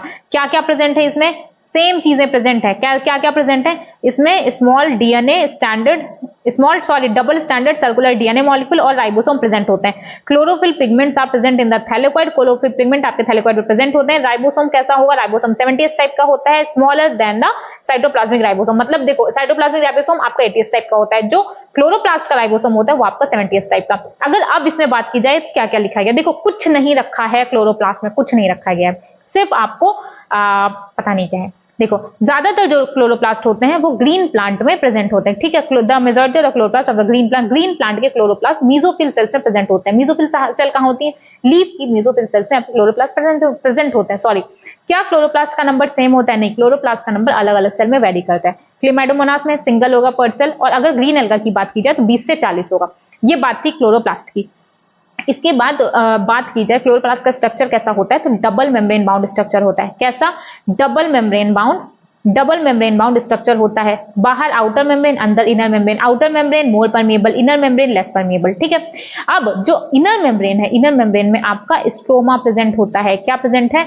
Stroma present. चलो यहाँ पे देख लो, ठीक है। ये आउटर मेम्ब्रेन, ये इनर मेम्ब्रेन, ठीक है। ये जो बीच का होता है इनर मेम्ब्रेन के अंदर का पार्ट, उसको क्या बोल रहे हैं? उसको स्ट्रोमा बोल रहे हैं। फिर इसमें देखो यहाँ पे सैक लाइक स्ट्रक्चर्स प्रेजेंट होते हैं, ये जो कई सारे रखे गए हैं, इसको क्या बोलते हैं? इसी को थैलेकॉइड बोला जाता है। और जब थैलेकॉइड एक के ऊपर एक अरेंज हो जाए तो उसको क्या बोलते हैं? ग्रेनम। ये देखो, ये रहा आपका ग्रेनम, ठीक है। क्या है? ग्रेनम। और ये जो अलग अलग ग्रेना के थैलेकॉइड को आपस में कनेक्ट कर रही है, इसको बोलते हैं, ये लाइन दिख रहा है, इसको बोलते हैं स्ट्रोमा लैमेली। ये जो है दिख ही नहीं रहा होगा, ये है आपका स्ट्रोमा लैमेली। क्या है आपकी? Stroma lamellae. क्या है आपकी? Stroma lamellae. इतना समझ में आ गया। इसके बाद जो थैलेकॉइड होता है, थैलेकॉइड के अंदर के स्पेस को बोलते हैं ल्यूमन, और थैलेकॉइड के मेम्ब्रेन पे ही आपके पिगमेंट्स प्रेजेंट होते हैं। तो अगर बात की जाए किस तरीके का डीएनए प्रेजेंट होता है, तो DNA single circular DNA present होता है, और राइबोसोम 70S टाइप का राइबोसोम प्रेजेंट होता है। तो अगर 70S टाइप का राइबोसोम हम लोगों ने कहां देखा? एक हम लोगों ने देखा माइटोकॉन्ड्रिया में, एक हम लोगों ने देखा क्लोरोप्लास्ट में। एक देखा माइटोकॉन्ड्रिया में, एक देखा क्लोरोप्लास्ट में। याद है हम लोगों ने ईआर पे भी राइबोसोम देखा था। ईआर का जो राइबोसोम था, रफ ईआर का, वो रहेगा आपका 80S टाइप का। और अगर साइटोप्लाज्मिक राइबोसोम की बात की जाए तो वो भी आपका 80S टाइप का ही होता है, ठीक है। अगर बात, चलो ठीक है, अब फटाफट से मेरे साथ बोलो कि जो आउटर मेम्ब्रेन थी वो मोर परमिएबल है या लेस परमिएबल है? तो answer is outer membrane is more permeable in comparison inner membrane, ठीक है। किस टाइप का डीएनए प्रेजेंट है, चाहे माइटोकॉन्ड्रिया या आपका क्लोरोप्लास्ट हो, तो दोनों में आपका single double standard DNA present होता है। यही दिक्कत करोगे आप लोग। एक डीएनए प्रेजेंट है, डबल स्टैंडर्ड है, करेक्ट। ऐसे हिंदी में बोलो, एक डीएनए प्रेजेंट है, डबल स्टैंडर्ड है। राइबोसोम कैसा? 70S टाइप का राइबोसोम है। साइटोप्लाज्मिक राइबोसोम कैसा होता है? 80S टाइप का राइबोसोम होता है। जो क्लोरोप्लास्ट है उसकी स्ट्रोमा में एंजाइम्स प्रेजेंट होते हैं जो कि कार्बोहाइड्रेट और प्रोटीन के सिंथेसिस के टाइम पे इंपॉर्टेंट होते हैं। अब उसी जो स्ट्रोमा है, स्ट्रोमा में सैक लाइक स्ट्रक्चर्स होते हैं जिसको थैलेकॉइड बोलते हैं, और जब वही थैलेकॉइड एक के ऊपर अरेंज हो जाते हैं उसको बोलते हैं ग्रेनम। अब अलग अलग ग्रेनम हो गए, अलग अलग ग्रेनम के थैलेकॉइड को जो ट्यूब्यूल कनेक्ट करती है उसको बोलते हैं स्ट्रोमा लैमेली, ठीक है। इतना हो गया, इतना था आपका क्लोरोप्लास्ट और माइटोकॉन्ड्रिया। 2-3 बार रिवाइज करोगे, कुछ खास नहीं रखा गया है। और सेल वाले चैप्टर का सवाल बेटा गलत नहीं होता है। सेल वाले चैप्टर, सेल उठा लो, सेल डिवीजन एक बार पढ़ना है, 2 बार पढ़ लो अच्छे तरीके से, आपके जुबान पे आ जाएगा, ठीक है, यकीन मानो। जैसे बायोलॉजिकल क्लासिफिकेशन में बहुत इजी है, बट ठीक है आपको कई बार रिवाइज करने की जरूरत पड़ती है, क्योंकि छोटे छोटे टर्म्स है, कौन सा फोटोसिंथेटिक है, कौन सा ऑटोट्रॉपिक है, थोड़े थोड़े आपको याद रखना पड़ेगा। फंगस में कौन सा इंडोजिनस बना रहा है, कौन सा एक्सोजिनस स्पोर बन रहा है, थोड़ा थोड़ा याद करने की जरूरत पड़ेगी। बट सेल हो और सेल डिवीजन हो, दोनों ही बहुत आसान चैप्टर्स हैं, एक बार की मेहनत लगेगी। ठीक है, अब नेक्स्ट करेंगे हम लोग राइबोसोम। नेक्स्ट ऑर्गेनेल है राइबोसोम। अब राइबोसोम देख लो, राइबोसोम कैसा है। राइबोसोम ग्रैनुलर स्ट्रक्चर होता है। पहली बार ऑब्जर्व किया किसने किया? जॉर्ज पैलाडे, ईयर था 1953, इसलिए पैलाडिस पार्टिकल भी बोला जाता है। ठीक है, they are composed of ribonucleic acid and protein. किससे मिलकर बने हैं? राइबोन्यूक्लिक एसिड और प्रोटीन से मिलकर के बने होते हैं, और किसी मेम्ब्रेन से सराउंडेड नहीं होते हैं। सबसे इंपॉर्टेंट लाइन यही लिखी गई है कि किसी मेम्ब्रेन से आपके राइबोसोम सराउंडेड नहीं होते हैं। हम लोगों ने क्या पढ़ा था कि जितने भी मेम्ब्रेन बाउंड ऑर्गेनेल प्रेजेंट हैं वो कहां प्रेजेंट होते हैं? वो आपकी यूकैरियोटिक सेल में प्रेजेंट होते हैं, except ribosome. Ribosome non membrane bound organelle है, बट फिर भी वो आपके यूकैरियोट में भी प्रेजेंट होगा और आपके प्रोकैरियोट में भी प्रेजेंट होता है। यही चीज यहाँ पे लिखा गया है कि राइबोसोम कैसे है? ग्रैनुलर स्ट्रक्चर होता है। पहली बार किसने देखा था? जॉर्ज पैलाडे ने, इसलिए राइबोसोम को पैलाडिस पार्टिकल भी बोला जाता है। ईयर था 1953। किससे मिलकर बना है? Ribonucleic acid plus protein. कैसा होता है? मेम्ब्रेन है या नहीं है? मेम्ब्रेन नहीं होता, नॉन मेम्ब्रेन बाउंड ऑर्गेनेल होता है। यूकैरियोटिक राइबोसोम कैसा है? यूकैरियोटिक राइबोसोम होता है आपका 80S टाइप का, प्रोकैरियोटिक राइबोसोम होता है 70S टाइप का। ठीक है, अब अगर सब यूनिट की बात की जाए तो जो प्रोकैरियोटिक राइबोसोम है वो मिलकर बना होता है 50S और 30S सब यूनिट से। देखो, जो प्रोकैरियोटिक राइबोसोम है, प्रोकैरियोटिक राइबोसोम मिलकर बना होता है, एक तो 70S टाइप का होता है, किससे मिलकर बना है? 50S plus 30S। और जो यूकैरियोटिक राइबोसोम है, यूकैरियोटिक राइबोसोम होता है 80S टाइप का, किससे मिलकर बना है? दो सब unit, 60S plus 40S। S क्या है? सेडिमेंटेशन कोफिशिएंट होता है, किसको मेजर करता है? डेंसिटी और साइज को। 2-3 बार सवाल पूछा जा चुका है, इसलिए याद रखिएगा कि एस किसको मेजर करता है? सेडिमेंटेशन कोफिशिएंट को। ईच राइबोसोम हैज 2 सब यूनिट। दोनों राइबोसोम कोई भी हो, 70S हो या आपके 80S हो, दोनों में आपको 2 सब यूनिट होगी, एक लार्जर एक स्मॉलर। ठीक है, ये जो 50S दिख रहा है, 60S, ये दोनों लार्जर सब यूनिट है, और 30S 40S दोनों स्मॉलर। ये आपको दिख रहा है ना, लार्जर सब यूनिट स्मॉलर सब यूनिट। ठीक है, अब नेक्स्ट लाइन यहाँ पे लिखी गई है कि द 2 सब यूनिट ऑफ 80S राइबोसोम, 2 सब यूनिट जो कि 80S राइबोसोम के होते हैं, एक होता है 80S, एक होगा 40S। और 70S टाइप के राइबोसोम की एक 50S एक 30S। एस क्या है? स्वेडबर्ग यूनिट है, जिसको सेडिमेंटेशन कोफिशिएंट भी बोलते हैं। किसको मेजर करता है? डेंसिटी और साइज को। बोथ 70S और 80S टाइप के राइबोसोम 2 सब यूनिट से मिलकर बने होते हैं। तो राइबोसोम भी हो गया आपका। राइबोसोम में क्या क्या लिखा गया कि राइबोसोम आपका ग्रैनुलर स्ट्रक्चर होता है, माइक्रोस्कोप के अंदर देखा जाता है। पहली बार किसने देखा? जॉर्ज पैलाडे ने, ईयर था 1953, इसलिए इनको पैलाडिस पार्टिकल बोला जाता है। मेम्ब्रेन प्रेजेंट नहीं, नॉन मेम्ब्रेन बाउंड ऑर्गेनेल होता है, चाहे प्रोकैरियोटिक राइबोसोम हो या फिर यूकैरियोटिक राइबोसोम हो, दोनों ही आपके 2 सब यूनिट से मिलकर बने होते हैं। वन इज लार्जर और एक होगा आपका स्मॉलर। ठीक है, 70S टाइप का राइबोसोम 70S टाइप का, प्रोकैरियोटिक राइबोसोम 70S टाइप का, सब यूनिट रहेगी 50S और 30S। 80S टाइप का राइबोसोम होगा यूकैरियोट्स में, सब यूनिट होगी 60S and plus 40S। S क्या है? एस होता है स्वेडबर्ग यूनिट, स्टैंड करता है सेडिमेंटेशन कोफिशिएंट के लिए। किसको मेजर करेगा? डेंसिटी और साइज को। ठीक है, किसको मेजर करेगा? डेंसिटी और साइज को। अब बात करेंगे साइटोस्केलेटन। साइटोस्केलेटन क्या है? देखो, जैसे हम लोग का बॉडी होता है, हम लोग की बॉडी में फ्रेमवर्क कौन बनाता है? स्केलेटल, बोन्स बना देते हैं। ठीक है, इतना समझ में आया? तो साइटोस्केलेटन फ्रेमवर्क रेडी करते हैं सेल का। क्या लिखा गया है कि an elaborate network of filamentous proteinaceous structure consisting of microtubule, microfilament and intermediate filament present in the cytoplasm collectively referred to as cytoskeleton. देखो, सेल के साइटोप्लाज्म में कुछ फिलामेंटस प्रोटीनेशियस स्ट्रक्चर्स प्रेजेंट होते हैं, जो कि सेल के शेप को मेंटेन करते हैं, मोटिलिटी में हेल्प करते हैं और मैकेनिकल सपोर्ट प्रोवाइड करते हैं। किससे मिलके बनते हैं? माइक्रोट्यूब्यूल से, माइक्रोफिलामेंट से और इंटरमीडिएट फिलामेंट से। समझ में आया? देखो, सेल के साइटोप्लाज्म में कुछ फिलामेंटस प्रोटीनेशियस स्ट्रक्चर्स प्रेजेंट होते हैं। किसके बने होते हैं? माइक्रोट्यूब्यूल के, इंटरमीडिएट फिलामेंट के और एक माइक्रोफिलामेंट के। ठीक है, क्या फंक्शन है इनका? साइटोस्केलेटन का क्या फंक्शन है? साइटोस्केलेटन का फंक्शन होता है सेल के शेप को मेंटेन करना, मैकेनिकल सपोर्ट प्रोवाइड करना और मोटिलिटी में हेल्प करना। देखो, साइटोस्केलेटन क्या होता है? साइटोस्केलेटन आप इतना सा समझो, सेल है, सेल के शेप को कोई मेंटेन कर रहा है। कौन कर रहा है? साइटोस्केलेटन। साइटोस्केलेटन किससे मिलकर बना होता है? साइटोस्केलेटन में आपका माइक्रोट्यूब्यूल होता है, माइक्रोफिलामेंट होता है, इंटरमीडिएट फिलामेंट है। ठीक है, कैसे होते हैं? फिलामेंटस होते हैं और प्रोटीनेशियस होते हैं। कहां प्रेजेंट है? सेल के साइटोप्लाज्म में प्रेजेंट है। अब समझ में आया कि जो सेल है, सेल के साइटोप्लाज्म में आपके माइक्रोट्यूब्यूल्स प्रेजेंट होते हैं, माइक्रोफिलामेंट प्रेजेंट होते हैं, इंटरमीडिएट फिलामेंट होते हैं। उसी को मिला करके साइटोस्केलेटन बोला जा रहा है। कैसे होते हैं? फिलामेंटस है और प्रोटीनेशियस स्ट्रक्चर है। फंक्शन क्या होता है साइटोस्केलेटन का? एक तो मोटिलिटी में हेल्प करते हैं, सेल के शेप को मेंटेन करते हैं और मेंटेन करते हैं मैकेनिकल सपोर्ट प्रोवाइड करते हैं। ठीक है, कहां प्रेजेंट होते हैं? साइटोप्लाज्म प्रेजेंट होते हैं। अब आएगा आपका सीलिया और फ्लैजिला। देखो सीलिया और फ्लैजिला हो या सेंट्रोसोम हो, दोनों को रिलेट करके पढ़ना बहुत आसान है। सीलिया और फ्लैजिला हो या सेंट्रोसोम हो। देखो यूकैरियोट का हम लोग पढ़ चुके हैं, यहाँ पे हम लोग प्रोकैरियोटिक सीलिया और फ्लैजिला की बात कर रहे हैं। किसकी? प्रोकैरियोटिक सीलिया और फ्लैजिला की बात कर रहे हैं। सीलिया और फ्लैजिला हेयर लाइक आउटग्रोथ होते हैं। कहां से निकलते हैं? सेल मेम्ब्रेन से। सेल मेम्ब्रेन की हेयर लाइक आउटग्रोथ होती है। सीलिया स्मॉल स्ट्रक्चर्स होते हैं विच वर्क लाइक ओर मतलब चप्पू, जैसे हम लोग नाव देखते हैं, नाव नहीं, नाव तो गलत हो गया। रिवर राफ्टिंग अगर आप लोगों ने देखा होगा, कभी किया होगा जिंदगी में, तो रिवर राफ्टिंग छोड़ो, आप लोगों ने देखा ना, एक प्रोग्राम होता है साउथ में कि एक नाव है, उस पर 8 लोग इधर बैठे होते हैं, 8 लोग इधर बैठे होते हैं, एक सेम डायरेक्शन में वो चप्पू चला रहे होते हैं। डायरेक्शन सेम होनी चाहिए तभी नाव आगे जाएगी। अगर डायरेक्शन उल्टी पुल्टी की है तो नाव भी उल्टी पुल्टी घूमती रहेगी। डायरेक्शन सेम होनी चाहिए। तो इसीलिए जो सीलिया भी होते हैं, स्मॉल स्ट्रक्चर्स होते हैं, ओवर की तरह काम करेंगे। और काम क्या होता है? या तो सेल का मूवमेंट कराएंगे या तो सराउंडिंग फ्लूइड का। ओहो, ये भी डांस करने लगा। फ्लैजिला का क्या काम होता है? ठीक है, ये तो बात थी सीलिया की। फ्लैजिला क्या करता है? फ्लैजिला कंपैरेटिवली लॉन्गर होता है। सीलिया स्मॉलर है, फ्लैजिला लॉन्गर है। ये किसका मूवमेंट कराता है? सेल की मूवमेंट कराएगा। सीलिया किसकी मूवमेंट करा रहा है? या तो सेल की कराएगा या तो सराउंडिंग फ्लूइड की कराएगा।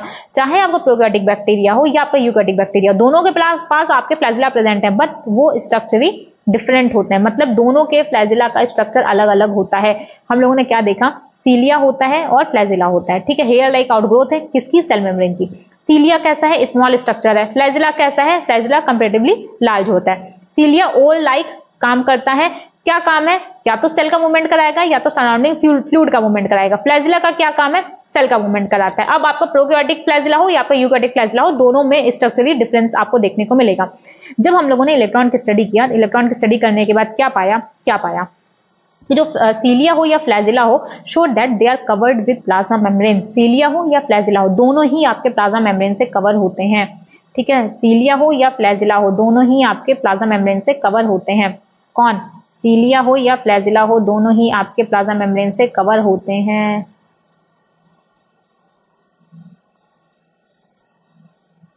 मान लो ये आपका सीलिया माइक्रोट्यूब्यूल्स होता है, उसी से मिलकर बना होता है आपका सीलिया और फ्लैजिला। ठीक है, तो किससे कवर है? किससे कवर है? दोनों ही आपके किससे कवर है? ये चीज जो दिख रही है ना, यही आपकी प्लाज्मा मेम्ब्रेन हो।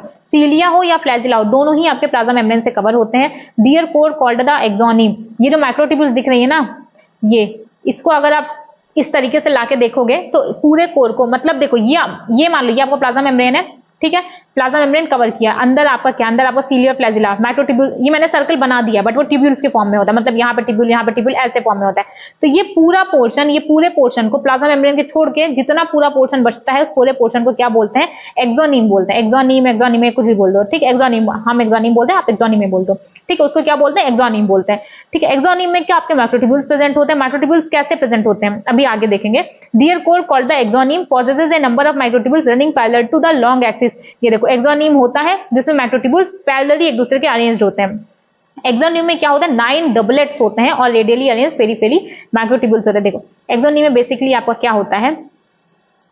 सीलिया का स्ट्रक्चर देख लो। देखो सीलिया का स्ट्रक्चर ऐसा होता है, जैसे मान लो बाहर हो गया आपका प्लाज्मा मेम्ब्रेन, बाहर प्लाज्मा मेम्ब्रेन हो गई, इसके अंदर आपको 9 पेरिफेरल माइक्रोट्यूब्यूल्स देखने को मिलेंगे। 3 4 5 6 7 8 9।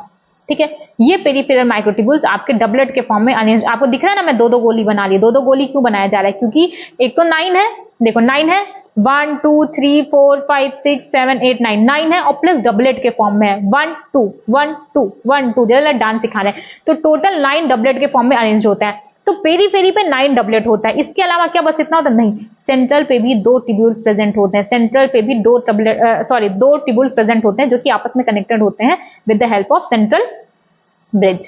किससे? सेंट्रल ब्रिज से। ठीक है, ध्यान से देखते ना। अब ये जो सेंट्रल माइक्रोट्यूब्यूल्स हैं, इनको कवर करती है कौन? इनको कवर करती है सेंट्रल शीथ। अब ये जो पेरिफेरल माइक्रोट्यूब्यूल्स है ना, ये आपके सेंट्रल शीथ से अटैच होते हैं। किससे अटैच होते हैं? सेंट्रल शीथ से अटैच होते हैं with the help of radial spoke. इसको क्या बोला जा रहा है? रेडियल। एक एक चीज ध्यान से देखते जाना। क्या बोल रहे हैं? इसको बोलते हैं रेडियल स्पोक। ठीक है, अब क्या ये पेरिफेरल माइक्रोट्यूब्यूल आपस में भी कनेक्टेड होते हैं? यस, ये कनेक्टेड होते हैं लिंकर के थ्रू, जिसको बोलते हैं A B linker. A B linker, linker समझ लो, बहुत ज्यादा डिटेल में मत जाओ। तो हम लोगों ने क्या देखा, बाहर प्लाज्मा मेम्ब्रेन है, अंदर के पार्ट को, अंदर के कोर को एक्सोनिम बोलते हैं। उसमें क्या क्या है, टोटल 9 पेरिफेरल माइक्रोट्यूब्यूल्स होती हैं जो कि डबलेट के फॉर्म में होती हैं। 2 सेंटर में माइक्रोट्यूब्यूल्स होती हैं। जो सेंटर की माइक्रोट्यूब्यूल्स हैं उनको आपस में कौन कनेक्ट कर रहा है? सेंट्रल ब्रिज कनेक्ट कर रहा है। अब जो सेंटर की दोनों माइक्रोट्यूब्यूल्स हैं इनको कौन कवर किया है? सेंट्रल शीथ कवर करता है, करेक्ट। अब जो सेंट्रल शीथ है, सेंट्रल शीथ से पेरिफेरल माइक्रोट्यूब्यूल्स अटैच होती है with the help of radial spoke. किससे? रेडियल स्पोक से। और जो पेरिफेरल माइक्रोट्यूब्यूल्स हैं ये भी आपस में कनेक्टेड होती हैं, किससे? लिंकर की हेल्प से। अब चलो, अब समझ में आ जाएगा, शायद अब समझ में आ जाए। देखो क्या लिखा गया कि the exonym usually has 9 doublet. 9 doublet होती हैं of A radially arranged peripheral microtubule. 9 doublet होती हैं पेरिफेरल माइक्रोट्यूब्यूल्स 9 डबलेट के फॉर्म में अरेंज्ड होती है। 9 डबलेट और कुछ नहीं है। देखो 1 2 3 4 5 6 7 8 9 9 है। 9 पेरिफेरल माइक्रोट्यूब्यूल किस फॉर्म में? डबलेट। डबलेट मींस दो के फॉर्म में अरेंज्ड है। यही लाइन यहाँ पे लिखा गया है कि जो एक्सोनिम होता है वो 9 डबलेट के फॉर्म में अरेंज्ड होता है। कहां पे? पेरिफेरी पे। Plus 1 pair centrally located microtubule. 1 pair आपके सेंटर में भी प्रेजेंट होगा।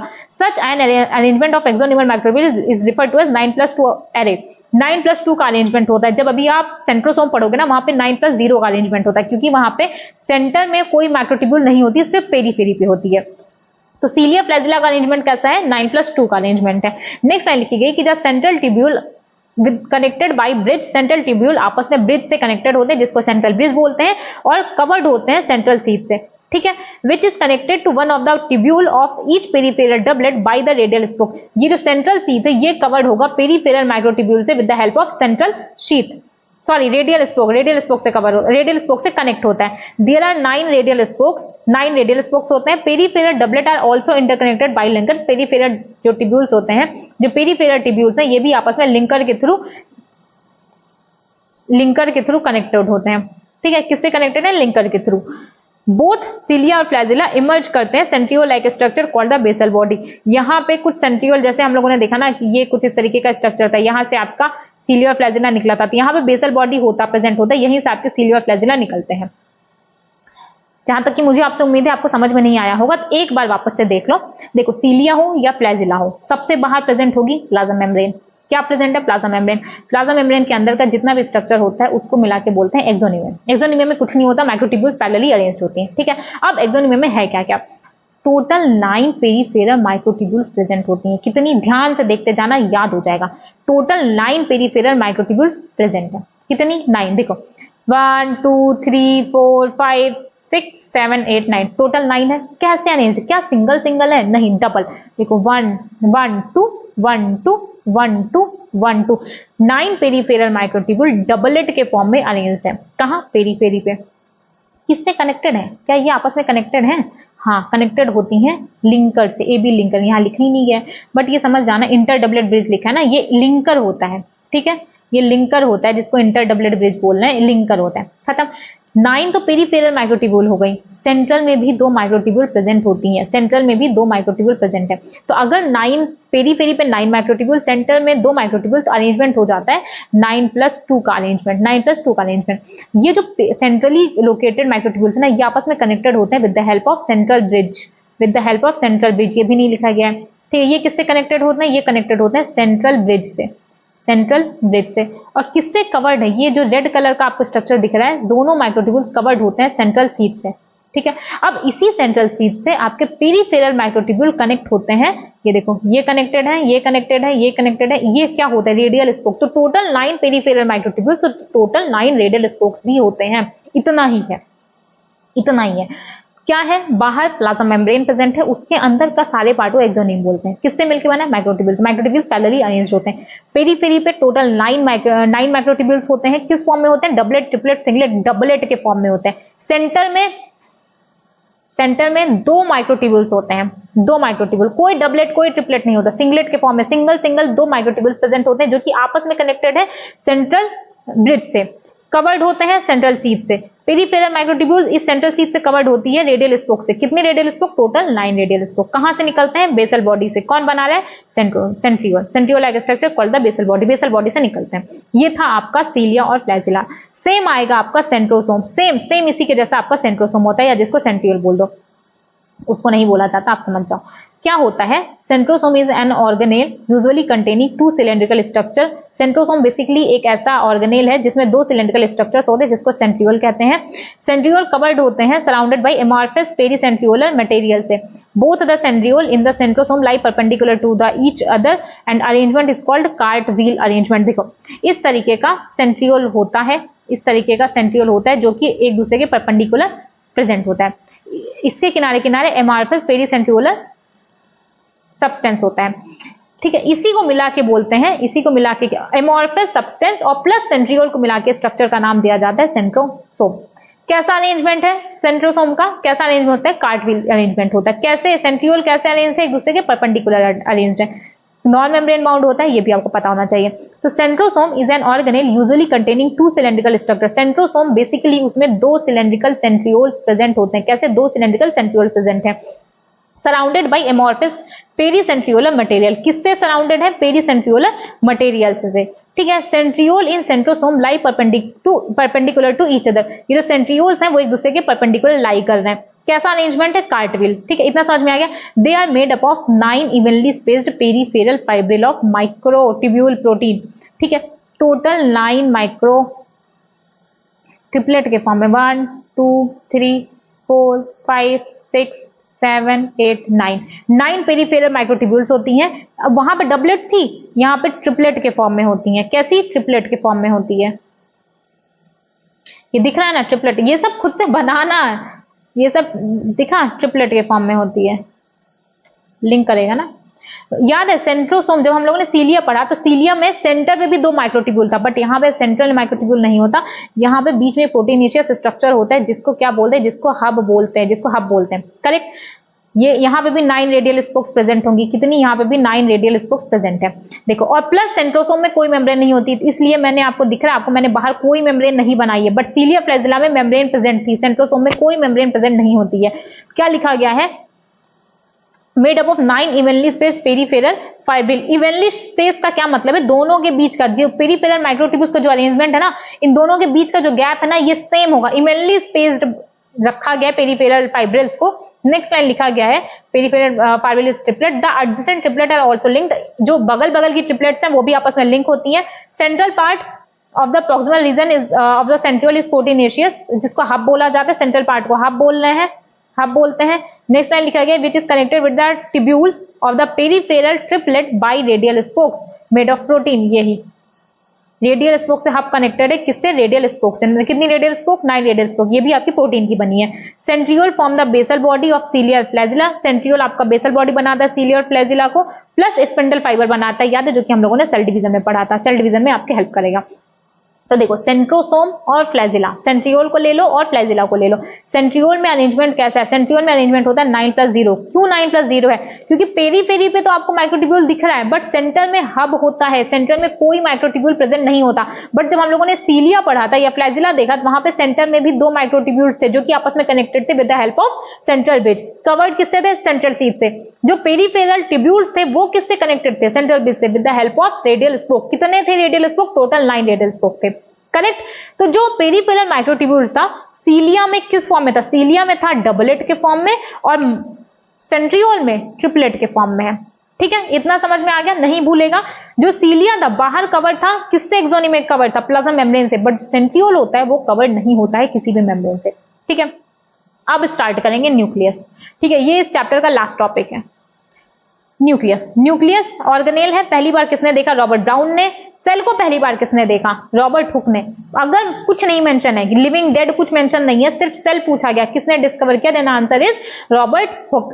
अगर मेंशन कर दिया जाए कि लिविंग सेल को किसने डिस्कवर किया, तब आंसर आएगा आपका एंटोनी वॉन लीवेनहॉक, ठीक है। एंटोनी वॉन लीवेनहॉक ने लिविंग सेल को देखा था, रॉबर्ट ब्राउन ने न्यूक्लियस को देखा था, प्लस रॉबर्ट हुक ने आपके सेल को देखा था, डेड सेल को देखा था। तो सबसे पहले न्यूक्लियस की किसने देखा, रॉबर्ट ब्राउन ने। ईयर था 1831, ठीक है, 1831। इन्होंने क्या बोला कि later the material of the nucleus, बाद में न्यूक्लियस के मटेरियल को स्टेन किया गया बेसिक डाई से, और जो निकला उसको बोला गया क्रोमैटिन, ठीक है।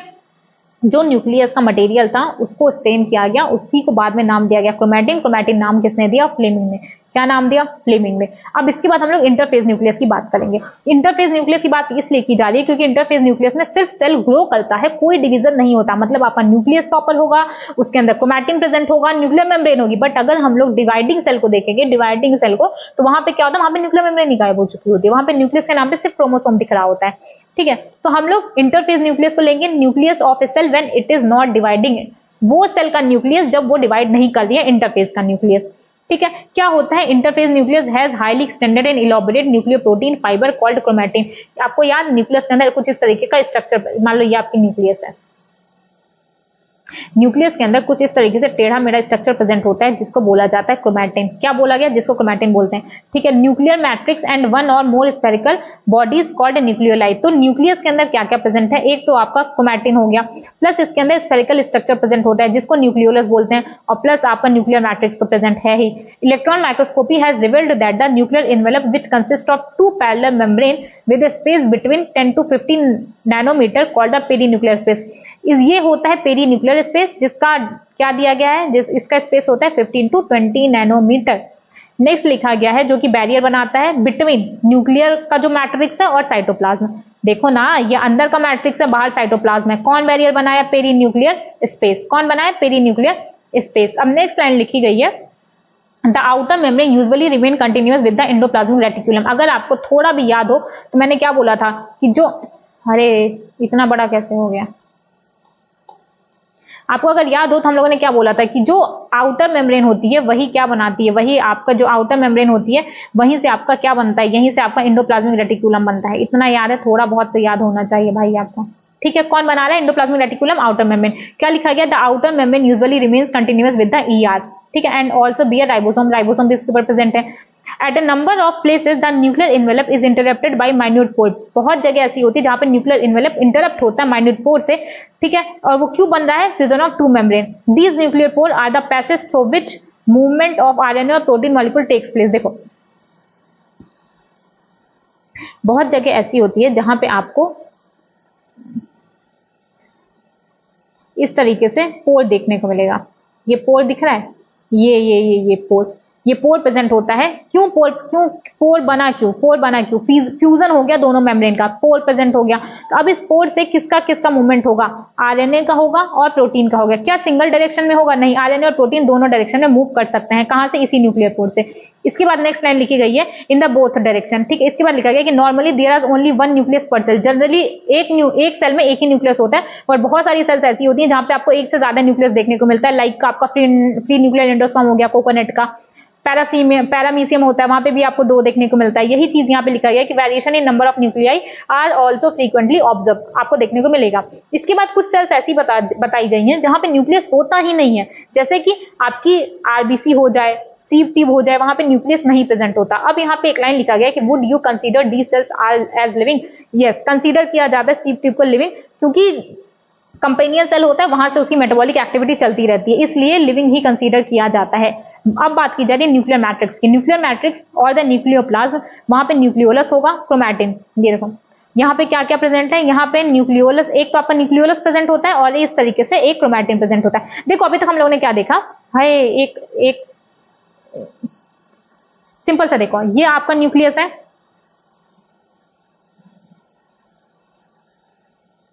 ठीक है, ये आपका न्यूक्लियस है। न्यूक्लियस में आपका क्या प्रेजेंट है, न्यूक्लियस में आपका क्रोमैटिन प्रेजेंट होता है।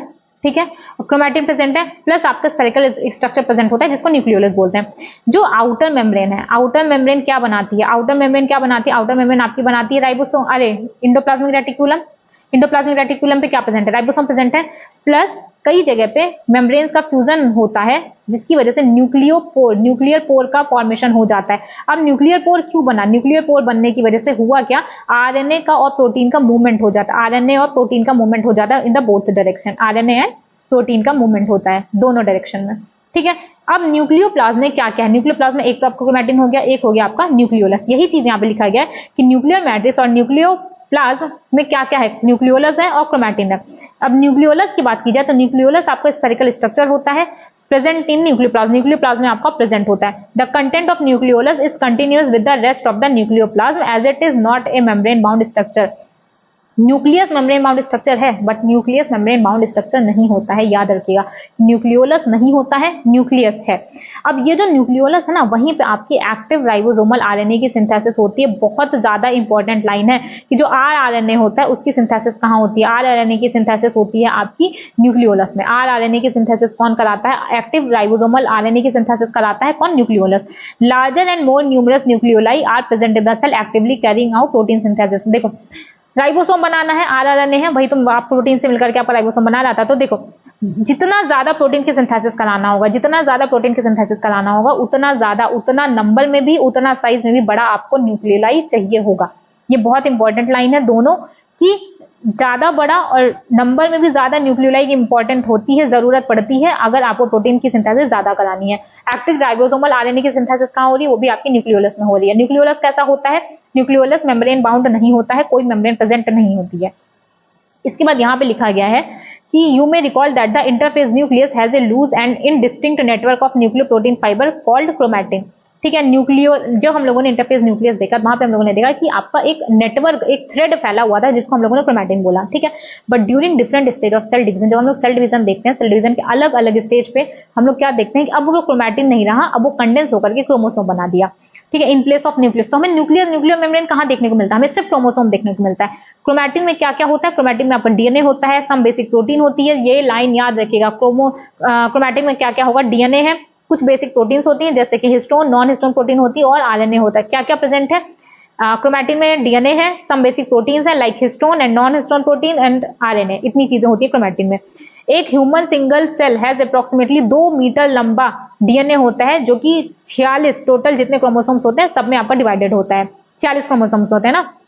इसके बाद यहाँ पे कुछ नहीं लिखा गया है, आगे की क्लास में आप लोग स्टडी में पढ़ोगे आप लोग। फिर लिखा गया है कि every chromosome is visible only in dividing cell. जब हम लोग डिवाइडिंग सेल देखते हैं तभी आपको क्रोमोसोम देखने को मिलता है, क्योंकि इंटरफेस में तो आपका वो कंडेंस ही नहीं रहता ना, जाल के जैसा नेट दिखता है ना, क्रोमैटिन का थ्रेड का नेटवर्क देखने को मिलता है। बट जब हम लोग डिवाइडिंग सेल देखते हैं तो अब क्रोमोसोम कंडेंस होकर के, क्रोमैटिन कंडेंस होकर के आपको क्रोमोसोम बना दिया है। तो इसके बाद क्या होता है कि every chromosome visible only in dividing cell. हर एक क्रोमोसोम जो कि सिर्फ आपके डिवाइडिंग सेल में दिखता है, उसमें एक प्राइमरी कॉन्स्ट्रिक्शन प्रेजेंट होता है जिसको सेंट्रोमियर बोलते हैं। देखो, ये करेक्ट डायग्राम नहीं है बट ये समझ जाओ, ये प्रेजेंट है, ये होता है आपका सेंट्रोमियर। ये क्या है? ओहो, ये है आपका सेंट्रोमियर। क्या है? सेंट्रोमियर। कैसा होता है? प्राइमरी कॉन्स्ट्रिक्शन होता है। इसी सेंट्रोमियर क्या करता है? सेंट्रोमियर दोनों सिस्टर क्रोमैटिड्स को, दोनों क्रोमैटिड्स को आपस में होल्ड करके रखता है। अब इसी सेंट्रोमियर के ऊपर कुछ इस टाइप का डिस्क शेप स्ट्रक्चर प्रेजेंट होता है जिसको बोलते हैं काइनेटोकोर, जिसको काइनेटोकोर बोलते हैं। काइनेटोकोर कहाँ प्रेजेंट है? सेंट्रोमियर के ऊपर। तो सिस्टर क्रोमैटिड्स को होल्ड कौन करके रखता है? सेंट्रोमियर या काइनेटोकोर? सेंट्रोमियर होल्ड करके रखता है। काइनेटोकोर उसके ऊपर डिस्क लाइक स्ट्रक्चर होता है जो कि स्पिंडल फाइबर से अटैच होगा। कब? सेल डिवीजन में। तो क्या लिखा गया है कि जो प्राइमरी कॉन्स्ट्रिक्शन होता है उसको बोलते हैं सेंट्रोमियर। सेंट्रोमियर के बाहर डिस्क शेप स्ट्रक्चर प्रेजेंट होता है जिसको काइनेटोकोर बोलते हैं। सेंट्रोमियर क्या करता है? दो क्रोमैटिड को क्रोमोसोम के आपस में जोड़ के रखता है। अब लिखा गया है कि based on the position of centromere के पोजीशन पे क्रोमोसोम को 4 पार्ट में डिवाइड किया जाता है। मेटासेंट्रिक क्रोमोसोम, सब मेटासेंट्रिक क्रोमोसोम, एक्रोसेंट्रिक और टीलोसेंट्रिक। मेटासेंट्रिक, सब मेटासेंट्रिक, टीलोसेंट्रिक, एक्रोसेंट्रिक। देखो, मेटासेंट्रिक मतलब सेंट्रोमियर सेंटर में है, 2 इक्वल आर्म बनेगी। करेक्ट। मेटासेंट्रिक में सेंट्रोमियर बीच में है, 2 इक्वल आर्म बनेगी। करेक्ट। सब मेटासेंट्रिक में सेंटर से थोड़ा सा किनारे कर दो तो एक बड़ी आर्म बनेगी, एक छोटी आर्म बनेगी। इसके बाद आता है एक्रोसेंट्रिक। एक्रोसेंट्रिक में एकदम ही किनारे से थोड़ा सा पहले कर लो, इसमें क्या होता है? एक एक्सट्रीमली लॉन्ग आर्म बनेगी, एक एक्सट्रीमली शॉर्ट आर्म बनेगी। और टीलोसेंट्रिक में आपका सेंट्रोमियर टर्मिनल पे आ जाता है। यही चीज यहाँ पे लिखी गई है कि जो आपका मेटासेंट्रिक है, मेटासेंट्रिक में मिडिल सेंट्रोमियर होता है जो कि 2 इक्वल आर्म बनाती है। सब मेटासेंट्रिक में क्रोमोसोम है centromere slightly away from the middle. Centromere बीच से थोड़ा सा किनारे हो जाता है और रिजल्ट में हमें एक शॉर्टर आर्म मिलती है और एक लॉन्गर आर्म मिलती है। करेक्ट। इसके बाद आया आपका एक्रोसेंट्रिक। एक्रोसेंट्रिक में सेंट्रोमियर इंड के एकदम लगभग पास चला जाता है और हमें एक्सट्रीमली शॉर्ट आर्म और एक बड़ी सी आर्म देखने को मिलती है। और टीलोसेंट्रिक में टर्मिनल सेंट्रोमियर होता है। सेंट्रोमियर के पोजीशन के बेसिस पे 4 टाइप के क्रोमोसोम कौन कौन से? मेटासेंट्रिक, सब मेटासेंट्रिक, एक्रोसेंट्रिक, टीलोसेंट्रिक। ये है आपका मेटासेंट्रिक। सेंटर से थोड़ा और खिसक गया, सब मेटासेंट्रिक। लगभग एंड पे आ गया एक्रोसेंट्रिक, और एकदम टर्मिनल पे पहुंच गया तो टेलोसेंट्रिक। अगर सवाल पूछा जाए एक्सट्रीमली लॉन्ग और एक वेरी शॉर्ट आर्म कहां पे देखने को मिलेगी, तो वो होती है आपकी एक्रोसेंट्रिक में। कब? जब आपका सेंट्रोमियर एकदम लगभग एंड पे पहुंच जाता है।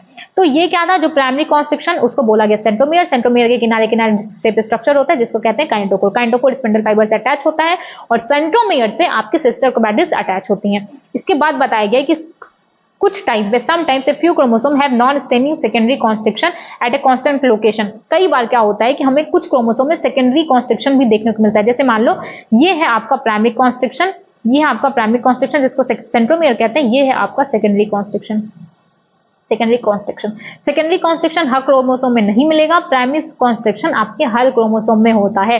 सेकेंडरी क्रोमोसोम 13, 14, 15, 21, 22 वाले क्रोमोसोम होगा। 13, 14, 15 और 21, 22 वाले क्रोमोसोम में आपको सेकेंडरी कॉन्स्ट्रिक्शन देखने को मिलेगा, बट प्राइमरी कॉन्स्ट्रिक्शन आपको हर एक क्रोमोसोम में देखने को मिलेगा। तो जब ये सेकेंडरी कॉन्स्ट्रिक्शन यहाँ बन गया तो यहाँ पे कुछ सैटेलाइट लाइक स्ट्रक्चर बन जाता है। वही यहाँ पे लिखा गया है कि this give the appearance of A small fragment called satellite. इतना सा था आपका न्यूक्लियस। ठीक है, लास्ट माइक्रोबॉडीज। माइक्रोबॉडीज क्या होता है? माइक्रोबॉडीज मान लो कोई प्लांट सेल है या एनिमल सेल है, कोई प्लांट सेल है या एनिमल सेल है। प्लांट सेल या एनिमल सेल, इसमें वेसाइकल्स के फॉर्म में कुछ स्ट्रक्चर्स प्रेजेंट होते हैं, मेम्ब्रेन बाउंड स्ट्रक्चर होते हैं जो कि एंजाइम्स को रखते हैं। क्या लिखा गया कि माइक्रोबॉडीज क्या है? मेम्ब्रेन बाउंड माइन्यूट वेसाइकल्स होते हैं जिसको माइक्रोबॉडीज कहते हैं। वेरियस एंजाइम को स्टोर करते हैं, एनिमल और प्लांट दोनों सेल में प्रेजेंट होते हैं। ये था आपका चैप्टर। यहाँ पे आपका पूरा चैप्टर सेल का खत्म हो जाता है। नेक्स्ट हम लोग स्टार्ट करेंगे सेल डिवीजन। सेल डिवीजन, बाकी किसी का कोई भी डाउट आता है तो कमेंट में जाकर के जरूर बताएं कि मैम मेरा ये डाउट है, मुझे नहीं समझ में आया। ठीक है, कोई भी आपका पढ़ाई के रिगार्डिंग कोई भी डाउट आता है आप कमेंट में जाके बता सकते हो, या फिर आप मेरा टेलीग्राम चैनल ज्वाइन कर लीजिए, वहां का चैट ग्रुप है, वहां पे भी आप मुझे जाके डिटेल में बता सकते हो कि मैम मेरा ये डाउट है, मुझे ये चैप्टर समझ नहीं आता, मुझे ये सब्जेक्ट समझ में नहीं आ रहा। कोई भी आपका XYZ डाउट है, कोई भी, अकेले परेशान होने की जरूरत नहीं है। हम बैठे हुए हैं, आप आके हमें परेशान करो, अपने दोस्तों को परेशान करो, अपने एजुकेटर्स को परेशान करो। परेशान मतलब एकदम टॉर्चर मत कर दो, सिर्फ अपनी प्रॉब्लम शेयर करो। अगर कोई कह रहा है कि हेल्प ले सकते हो तो हेल्प लेने में कोई हर्ज नहीं है। ठीक है, इतना हो गया है, इसको कर लेना। इसके बाद NCERT अच्छे तरीके से पढ़ लेना। उसके बाद आपको क्या करना है, PYQ करना। सेल से अच्छे खासे PYQ आए होंगे, अप्रॉक्स हर एक साल से आपके 6 से 7 PYQ आपके आए। हर साल आपको 6 से 7 क्वेश्चन मिल जाएगा सेल से। तो अगर आप 10 साल का भी करोगे ना तो 10 साल में भी आपके 60-70 सवाल हो जाएंगे सेल वाले चैप्टर के। तो PYQ आपको क्या करना है, क्लास लगा लिया, अब NCERT कर लो। NCERT कैसे करें, जैसे मैंने बोला थोड़ा थोड़ा 2-3 पार्ट में डिवाइड करो, कर लो। उसके बाद PYQ सॉल्व कर लो, PYQ करने के बाद DPP कर लो या मॉड्यूल कर लो। बहुत ज्यादा सवाल ऐसा कुछ लगाने की जरूरत है नहीं, क्योंकि बहुत ज्यादा घुमाता है नहीं इस चैप्टर में। ठीक, और ना कभी घुमाने वाला है। तो अगर आपका कॉन्सेप्ट ठीक है, देखो उस जो 60-70 सवाल होगा ना PYQ का, आपको खुद समझ में आ जाएगा कि कैसा क्वेश्चन आता है, क्योंकि 3-4 साल से पेपर आसान आ रहा है, 5 साल से। आफ्टर कोविड आपका पेपर का लेवल बहुत गिर गया है। 2013 से पेपर अच्छा खासा लेवल का आता था, 450 कट ऑफ भी नहीं पार होती थी उस टाइम पे। ठीक है, तो 2013 के बाद से आप अपना पेपर लगाना शुरू करो, इतने साल का क्वेश्चन पेपर लगा लो, PYQ कर लो, आपका कॉन्सेप्ट क्लियर हो जाएगा अच्छे तरीके से। और भी मन करे तो आप DPP सॉल्व कर लो।